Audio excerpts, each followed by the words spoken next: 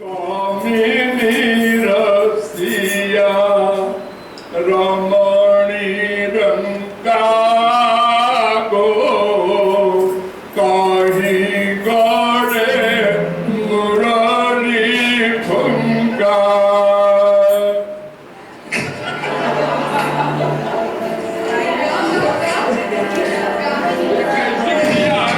कहीं गले मुरली फुंका जुबती रसिया कामिनी रंका।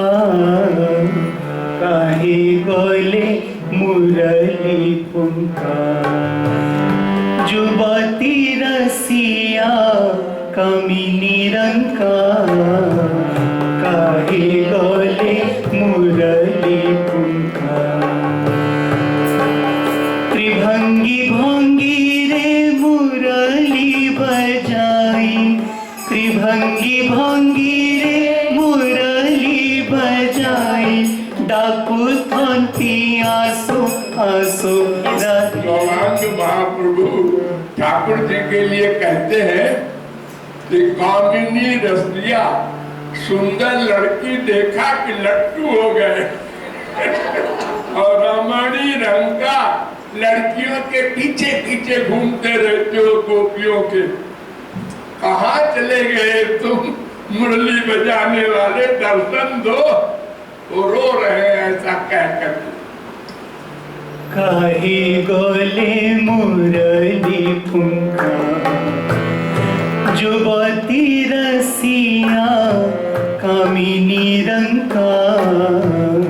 काहे गले मुरली फुंका जुबती रसिया कामिनी रंका।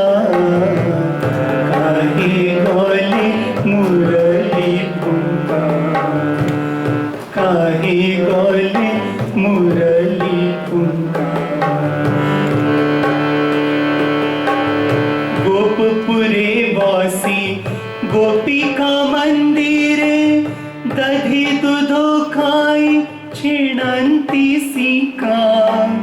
गोपपुरे वासी गोपिका मंदिरे दधि दुधो खाई छिणंती सिका। जमुना कुलोरे वस्त्र चोरी करी। जमुना कुलोरे वस्त्र चोरी करी। के 10 अवतारों का वर्णन है इस पद में, उड़िया भाषा में। इस अवतार में ये किया, इस अवतार में ये किया, और सारे उड़िया में इसी पद पर डांस होता है। उड़िया के लोग जितने भी ये डांस करते हैं इसी पद पर सब डांस करते हैं। गोपपुरे पासी गोपिका मंदिरे दधि दुधो खाई छिणंती सिका। यमुना कुलोरे वस्त्र चोरी करी। यमुना कुलोरे वस्त्र चोरी करी। केड़ी कदम्बरे बंधे पताका। काहे गले मुरली फुंका जुबती रसिया कामिनी रंका। काहे गले मुरली फुंका। आत पानी बंका नूपुर ही बंका। चूड़ो ही बंका ता चाहानी बंका। पाद बाणी बंका नूपुर ही बंका। चूड़ो ही बंका ता चाहानी बंका। बांकी माधुरे मुरली बजाई। बांकी माधुरे मुरली बजाई। डाकू थंती आसो आसो आसो आसो आसो आसो राधिका। काहे गले मुरली फुंका जुबती रसिया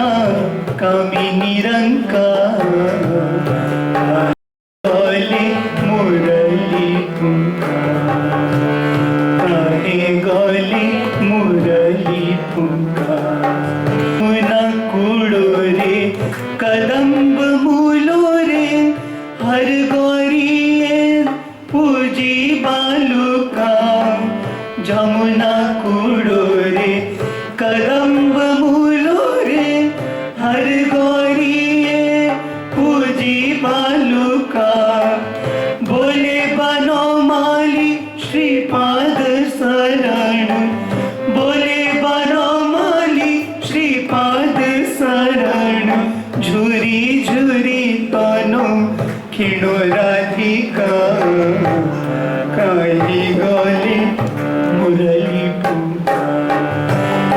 जुबती रसिया कामिनी रंका काली गले मुरली फुंका जुबती रसिया कामिनी रंका काली गले मुरली फुंका काहे गले मुरली। ये जब से हम श्री महाराज जी के पास गए हैं 53-54 साल से मुझे श्री महाराज जी से ये भजन सुनते हुए हो गया। उस भजन में महाराज जी बड़ी गहराई में डूब जाते हैं। तो उसमें कहा युवती रसिया कामिनी रंग का। इसकी अर्थ श्री महाराज जी ने बहुत पहले बचपन में हमें बताया था कि कोई युवती देखी, मैंने जवान, तो आप लोगों की दृष्टि से तो जवान लड़की को कोई देखे तो है घूरता है, ये बोलेंगे। लेकिन गुरु और भगवान की दृष्टि से ऐसा नहीं है। उन्होंने कहा युवती, छोटा बच्चा जो साधना भजन करता है उसका भी कोई महत्व नहीं, और जो बुढ़ापे में संसार की ठोकरें के खा के करता है उसकी भी कोई बड़ी बात नहीं। लेकिन बात यह है जो 16 से लेके 20 साल तक के बच्चे, 25 साल तक के बच्चे, जवान युवती जो भगवान का भजन करते हैं वो महान है। उन पर ठाकुर जी बलिहार जाते हैं कि इनकी ये पिछले जन्मों की बहुत तपस्या है, जिससे कि ये इस आयु में, जिस आयु में घोर संसार व्याप्त होता है, ये घोर संसार को छोड़ के भगवान के भजन की तरफ आए हैं, मेरी ओर आए हैं। तो ठाकुर जी ऐसे भक्तों की तरफ विभोर हो जाते हैं। और सुंदर, क्या सुंदर लड़की देखा, तो सुंदर इस चमड़े के शरीर को ठाकुर नहीं देखते। कुबड़ी जी को भी देखो, तीन उनको भी सुंदर बना दिया। तो गुरु और भगवान हमारे इस बाहर के शरीर को नहीं देखते, गुरु और भगवान हमारे मन की सुंदरता को देखते हैं। शरीर को तो बनाने वाले वही हैं, काला गोरा, छोटा मोटा बड़ा, वो तो उन्हीं के हाथ का बनाया हुआ है। लेकिन मन की शुद्धि हमारे हाथ की है। तो जिसका अंतःकरण शुद्ध होता है वो चुंबक को की तरफ खींचता है। जो लोहा शुद्ध होता है वो लोहा अगर शुद्ध चुंबक के पास जाए तो खिंच जाता है। ऐसे गुरु और भगवान शुद्ध चुंबक है और जीव का अंतःकरण लोहा है। तो जो लोहा शुद्ध है वो चाहे किसी भी उम्र का हो, छोटा साइज हो, बड़ा साइज हो, कोई भी उम्र हो, वो ठाकुर जी के चरणों में खिंच जाता है और चुंबक की भी उसकी तरफ खिंच के आ जाता है। कभी आप लोगों ने देखा होगा, जो पुराने सत्संगी हैं, कि छोटे छोटे बच्चे, उनको श्री महाराज जी दोनों भुजाएं पसार के हृदय से लगा के कितनी देर तक बैठे रहे। क्यों? उसके पिछले जन्मों की साधना। इस जन्म की तो अभी कुछ किया नहीं, वो संसार में आई है, लेकिन पिछले जन्मों की साधना से गुरु और भगवान पिछला जन्म देखते हैं कि कितनी इसके तपस्या करके आई है। उस तपस्या से वो उसको उतना ही अपना प्यार देते हैं, अपना सत्संग देते हैं, अपना कीर्तन देते हैं, अपनी कृपा करते हैं। इसलिए कुछ अधिकारी जीव ऐसे, जिसको श्री महाराज जी छोटे छोटे बच्चों को आगे बैठाया करते थे। क्यों बैठाया करते थे? क्योंकि ये पिछले जन्मों की इन्होंने भक्ति की हुई है। इस जन्म में इनके संस्कार अच्छे हैं, अगर इनको अच्छा वातावरण दिया जाए तो ये जीवन में बहुत अच्छे बन सकते हैं। लेकिन जिनको महाराज जी ने बचपन में प्यार दिया है वो भी आज बिगड़ते हुए देखे हमने। क्यों देखे? उसका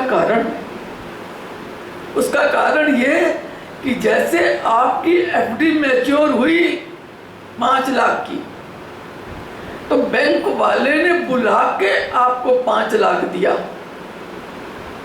कि जी आप लोग की एफडी मैच्योर जब होती है तो आजकल मोबाइल में आ जाता है ना कि आपकी एफडी मैच्योर हो गई, आप इसको आगे रिन्यू करवाइए, चाहे पैसा ले जाइए। ऐसे ही जो हमारी भक्ति की एफडी है, जब ये मैच्योर होती है तो गुरु भगवान तो अंदर देखते हैं, तो वो देखकर हमको बुलाकर कृपा देते हैं, प्यार देते हैं, सत्संग देते हैं, बातें करते हैं, क्योंकि हमारे पिछले जन्मों की साधना है। तो जैसे बैंक वाले ने 5 लाख दिया, अब बैंक की ड्यूटी खत्म, अब यहाँ पर मनुष्य कर्म करने में स्वतंत्र कि उस 5 लाख से जुआ सट्टा खेल के कंगाल हो जाए और फिर भिखारी बन जाए, लखपति भिखारी बन गया, या उस 5 लाख से अच्छा व्यापार करके उसका 10 लाख बना ले। यहाँ पर मनुष्य कर्म करने में स्वतंत्र हो जाता है। ऐसे श्री महाराज जी ने उसकी पिछली साधना में, हम लोग तो बहुत कुछ सोचते हैं, फिर कर लेंगे, ये कर लेंगे, लेकिन गुरु और भगवान एक ऐसी एक्सरे मशीन है, उस एक्सरे मशीन के आगे जैसे ही आप खड़े हुए जाकर, तो महाराज जी ने उसकी अंदर की स्थिति देखकर तुरंत कृपा कर दी। गुरु और भगवान कभी देर नहीं करते, उधार नहीं करते, उन्होंने तुरंत कृपा कर दी, अभी इसको बुलाओ।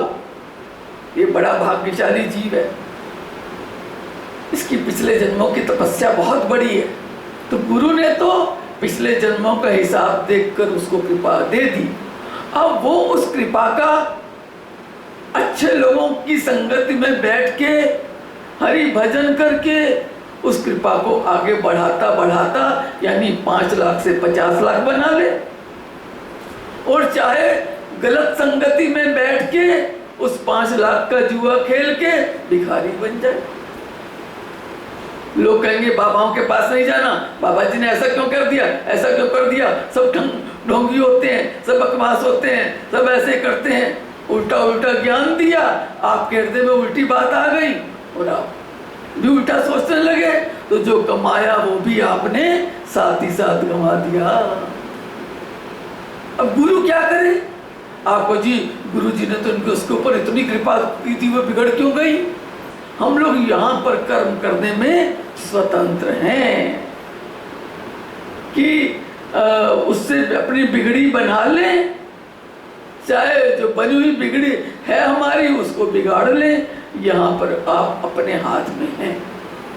इसलिए अच्छी संगति ढूंढने पर भी नहीं मिलती और बुरी संगति बिना ढूंढे मिलती है। इसलिए श्री महाराज जी सदा कहा करते थे, भाई जो बूढ़े हो गए वो तो संसार की ठोकरें खा खा के भगवान को याद करेंगे, क्योंकि उन्होंने बहुत ठोकरें खा ली, वो बेचारे अब कहाँ जाएंगे। कमाल तो इस बात का है कि जो बच्चे इस संसार में आए हैं, अगर ये भजन कर लेंगे, ये साधना कर लेंगे, इनके अंदर विल पावर आ जाएगी, इनके अंदर ज्ञान शक्ति आ जाएगी, तो जब ये संसार में जाएंगे तो भटकेंगे नहीं। अपनी कमाई को संभाल के रखें। यही कल मैं बच्चों को जब डांट रही थी तो समझा रही थी कि तुम लोगों ने जो घर छोड़ा है, अपने पिछले जन्मों की साधना के अनुसार घर छोड़ा है। अब यहाँ आकर तुम अपनी जो पिछली कमाई है उसको 5 लाख से 50 लाख बनाओगे, या तेरी मेरी करके लड़ाई झगड़ा करके 5 लाख को खत्म करके भिखारी बन जाओगे, ये तुम्हारे हाथ में है। जब भिखारी बन गए, अपनी सारी साधना खाली गलत चिंतन करके, सब बकवास, कुछ नहीं जी, भगवान भगवान में कुछ नहीं, संत में कुछ नहीं, सब ढोंगी होते हैं, 4 गालियां दे दोगे। और अगर तुम साधना करते रहे तो तुम्हारी वो अंदर की आंखें खुलेंगी, वो भक्ति खुलेगी, तो तुम्हें समझ में आएगा कि संतों के पास कितनी बड़ी पावर है, कितनी बड़ी उनके पास शक्ति है। वो शक्ति बाहर से नहीं दिखती। धनवान की शक्ति तो दिख जाएगी, किसी पोस्ट वाले की शक्ति दिख जाएगी, वो रिवॉल्वर लेके घूम रहा है, उसके पीछे इतने सिक्योरिटी है। लेकिन जो महापुरुष होते हैं उनकी शक्तियां बाहर से नहीं दिखती। हमारे महाराज जी ने जीवन में जो छोटे मोटे संतों को आपने देखा होगा, उनके पीछे जीप भर भर के सिक्योरिटी जा रही है, दिनों रात लाल बत्ती पे चल रहे हैं। हमारे महाराज जी ने पूरे जीवन कभी ना तो सिक्योरिटी रखी, ना कोई स्पेशल गाड़ी रखी, जगत गुरु होने के बाद भी बोले ना इसकी कोई आवश्यकता नहीं। तो इसलिए कहा गया ये बात समझ में तो आए, जिसके पास स्पिरिचुअल पावर है, उस स्पिरिचुअल पावर को आप जल्दी से समझ नहीं सकते। वो तो वही जान सकता है जो खुद पीएचडी है, वो दूसरे की पढ़ाई की वैल्यू जान सकता है। जो खुद ही पढ़ा लिखा नहीं, वो दूसरे की पढ़ाई की वैल्यू क्या जानेगा। इसलिए कहा है संतों की बात संत ही समझ सकते हैं, साधारण इंसान नहीं समझ सकता। इसलिए संसार में कहा जाता है कि संत जो कुछ समझाता है, जो कुछ कहता है, उसको सत्य वचन मानकर करो, उस पर पहले विश्वास करो और उसके बताए रास्ते पर चलो। जब चलोगे तो तुम्हारा अंतःकरण शुद्ध होगा, तुम्हारी मन की आंखें खुलेंगी, तुम्हारी बुद्धि शुद्ध होगी, तो तुम्हें ईश्वरी जगत की चीजें समझ में आएंगी। ये मटेरियल नॉलेज और स्पिरिचुअल नॉलेज बिल्कुल अपोजिट है। मटेरियल नॉलेज तो मटेरियल है, स्पिरिचुअल नॉलेज के लिए ये बाहर की पढ़ाई की आवश्यकता नहीं है, किसी डिग्री की आवश्यकता नहीं है मटेरियल डिग्री की। वहां तो भक्ति की आवश्यकता है, साधना की आवश्यकता है, हरि प्रेम की आवश्यकता है, हरि भजन की आवश्यकता है, सेवा की आवश्यकता है। वो भी कब, कैसे? दीन बन के, सहनशील बन के, नम्र बन के, सबको सम्मान देते हुए जब आप ये काम करोगे तो आप जीवन में आगे बढ़ोगे। आज महाप्रभु जी का इतना भजन जो गाया जा रहा है, तो महाप्रभु जी का यही तो सिद्धांत है कि तृणादपि सुनील चेन तरोरपि सष्टुना अमानिना मान देन कीर्तनीय सदा हरि। जो सदा हरि भजन करने वाला है उसके अंदर क्या गुण होने चाहिए? हरि भजन से ये गुण आ जाते हैं। जो सही ढंग से हरि भजन करता है, जो श्री महाराज जी ने कहा है, पहला है ध्यान और फिर है कीर्तन। श्रवण, स्मरण, कीर्तन, ये तीन चीजें मुख्य हैं। तो जो हरि गुरु का ध्यान करते हुए कीर्तन करता है तो उसके अंदर क्या विशेषता आती है? हरि गुरु शुद्ध हैं, हरि गुरु शुद्ध का ध्यान मन करता है। तो जब मन से हम हरि गुरु को ध्यान करते हैं तो हमारा गंदा मन भी शुद्ध होने लगता है। जैसे हमारा पैर गंदा है, साफ पानी से धोते हैं तो पैर क्या कीचड़ निकलता है, ऐसे ही हमारा मन अनंत जन्मों का राग द्वेष से युक्त गंदा है। जब हम गुरु और भगवान का चिंतन करते हैं तो गुरु भगवान शुद्ध हैं, तो उनको शुद्ध को चिंतन करने से धीरे धीरे हमारा मन भी शुद्ध होता है, हमारे मन की मैल भी धुलती है। तो जब मन की मैल धुलती है तो उसकी पहचान क्या है? उसकी पहचान ये है कि महाप्रभु ने जो गुण बताए हैं वो उसके अंदर आने लगेंगे। उसके अंदर दीनता आने लगेगी, उसके अंदर सहनशीलता आने लगेगी, उसके अंदर नम्रता आने लगेगी, उसको सबको सम्मान देने की भावना आने लगेगी।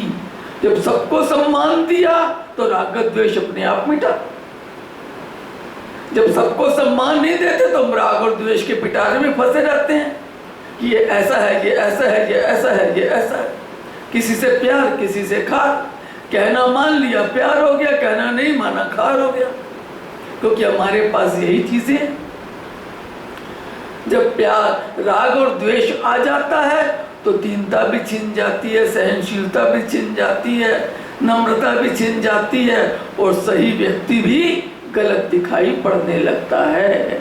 जिसके लिए रामायण में कहा है कि जाकी रही भावना जैसी प्रभु मूर्ति देखी तिन तैसी। तो ये भावना बनाने वाला कौन है? मन है ना। आपका मन भावुक होता है, हाथ पैर भावुक नहीं होते। मन भावुक होता है तो हाथ उठते हैं, मन भावुक होता है तो आंखें रोती हैं, मन भावुक होता है तो पैर दौड़ते हैं। लेकिन मेन है मन। तो जब मन भावुक होता है तो जब भावना मन बनाता है उसको वैसा ही संसार दिखाई पड़ता है। फिर वो कहता है जो मैं कह रहा हूँ ठीक है, आप पर्दा डाल रहे हैं, आप झूठ बोल रहे हैं। क्योंकि अब उसके मन में राग द्वेष इतना भर गया, इतना भर गया कि अब उसको सब गंदा ही गंदा दिखाई पड़ेगा। अगर किसी का मोतियाबिंद बढ़ जाए, आंख खराब हो जाए, तो जिसकी आंखों में मोतियाबिंद आ जाता है उसको सामने की वस्तु भी नहीं दिखाई पड़ती, उसको दूर का दिखना बंद होता चला जाता है। अब हम कहें वो भैया खड़े हैं, वो कहती कहाँ खड़े हैं? मेरी दोनों आंखें खुली है, मैं अंधी थोड़ी ना हूं। नहीं है। मैं कहती हूँ खड़े हैं, देख तो सही। कहाँ खड़े हैं दीदी? मैं तो देख रही हूँ आंखों से। लेकिन वो बेचारी ये नहीं जानती कि मेरी आंखों में मोतियाबिंद है। कि गुरु की शरण में आने के बाद अगर हमें इतने कष्ट हैं तो समझो ये प्रभु की कृपा से सूली का कांटा है।